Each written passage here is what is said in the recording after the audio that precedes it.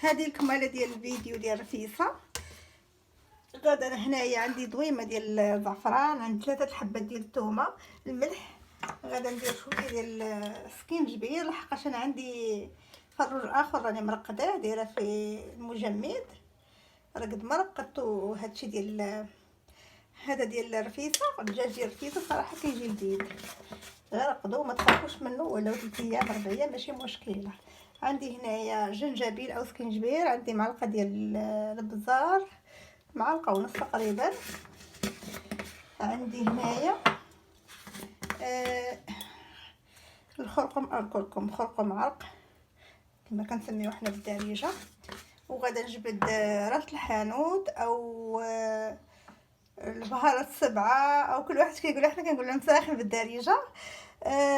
البنات اللي خارج المغرب يمكن لهم يستعملوا بهارات الكاريرا وكتشبه المساخن تماما. انا غدا ان شاء الله ندير من حتى واحد المعلقه. هذه راس الحانوت او المساخن. البنات اللي خارج المغرب يمكن لهم يبدلوها بالكاري، صراحه كتجي زوينه، ما كاينش بحال المساخن مع الرفيصه. صافي هادشي اللي كاين عندي هنايا. غادا ندير واحد شويه ديال الماء، غادا ندير ليقه في يديا لحقاش الزعفران يوسخ لي اليدين. غادا نخلط كل شيء بحال هكايا. كما قلت لكم راني مصايب مرقده فروج اخر دايره في المجمد. وغادا نزيد هذه دايرها دجاجه كروازيه، غادا ندهنها مزيان مغسوله ومقطره مزيان. نحاول ندخل لها العطريه، وهادشي راه غادا نخليه حتى الغد لي ان شاء الله. عاد غادا نطيبو من احسن ترقد. كما قلت لكم داك الدجاج ديال الفيصه قد ما ترقد بيومين ولا نهار قبل، على الاقل واحد النهار ولا ليله يبات في الثلاجه مرقد، راه كيشرب ديك العطريه، وهذا كيجي بنين بزاف. كيف كتشوفوا نحاول نلبسو مزيان بهاد العطريه، وغادا نحطو غادا ندخلو الثلاجه لحقاش الحال بارد. غادا نديرو في النجره او هذا اللي غندخل غنطيب فيها ان شاء الله، ونخليه حتى الغدا ان شاء الله. غنحاول نشوف واحد السكين ونثقب بها هاد الصدر باش تدخل ليه العطريه مزيان. شوفوا نحاول نفكو مزيان، قد ما دخلت لي العطريه قد ما كيجي لذيذ هذا الصدر. الاغلبيه فينا ما كنبغيو الصدر لحقاش ما كيكون ناشف، ولكن الا ثقبناه بحال هكايا كتدخل معاه العطريه وكيجي لذيذ. صافي دابا ها هي موجوده عندي. غادا ندم عليها رجليها بحال هكايا. هاد الدجاجه كما قلت لكم راه كروازيه، وليكم اختيار نتوما ديروا الرومي البلدي اي حاجه بغيتوها ديروها.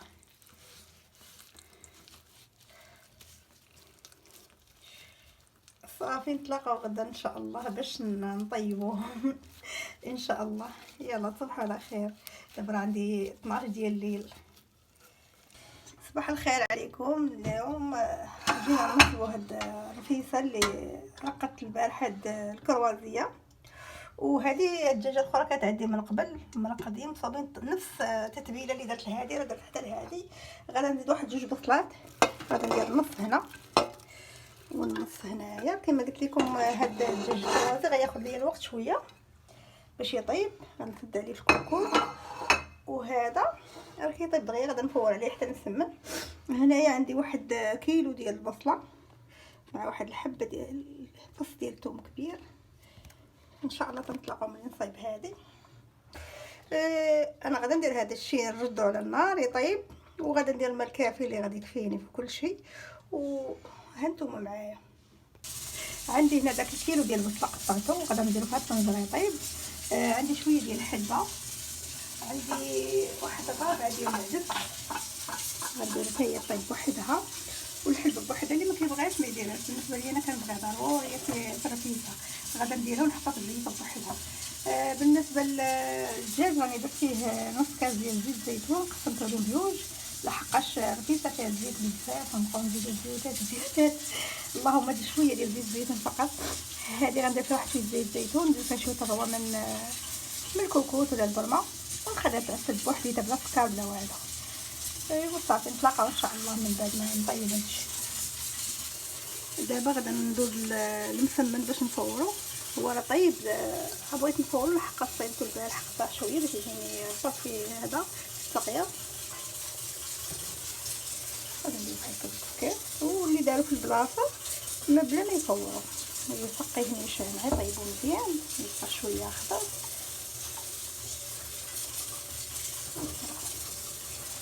وغادي ندير يتبخر مزيان.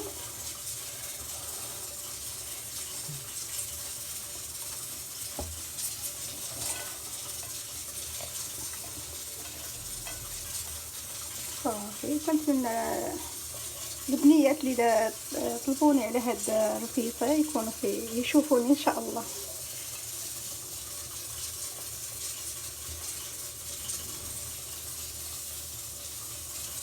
بعد ما كملت درت الطبقه الاولى. انا درت نسقيها ان شاء الله، نسقيها مزيان.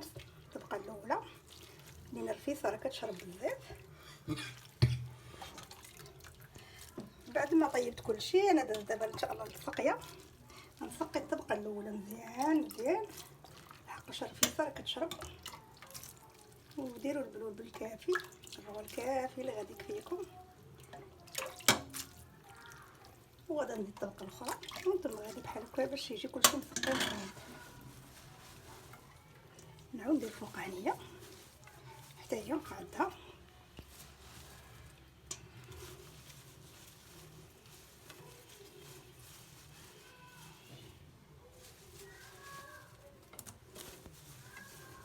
نعاود نسقي ثاني من الفوق، نحاول نقاد.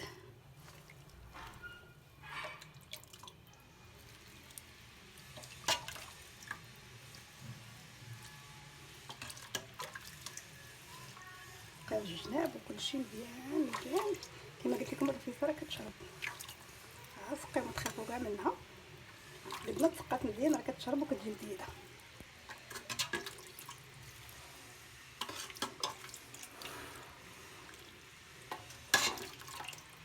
نحاول نقاد الطبسيل مزيان ونسقي ونعاود نزيد ثاني طبقه اخرى. كانت هذه هي الرفيسه اللي صيبت معاكم. كنتمنىكم تجربوها بالصحه والراحه البنيات المبتدئات ان شاء الله. والبنيه اللي طلبتها مني كنتمنى تكون شرحت لي هذاك الشيء على قد المستطاع. يا ربي تكون تشوفها. يلا جربوها بالصحه والراحه. ولا عجبكم هذا الفيديو ما تنسونيش من لايك واشتراك. جزاكم الله خيرا. نتلاقاو في فيديو اخر ان شاء الله.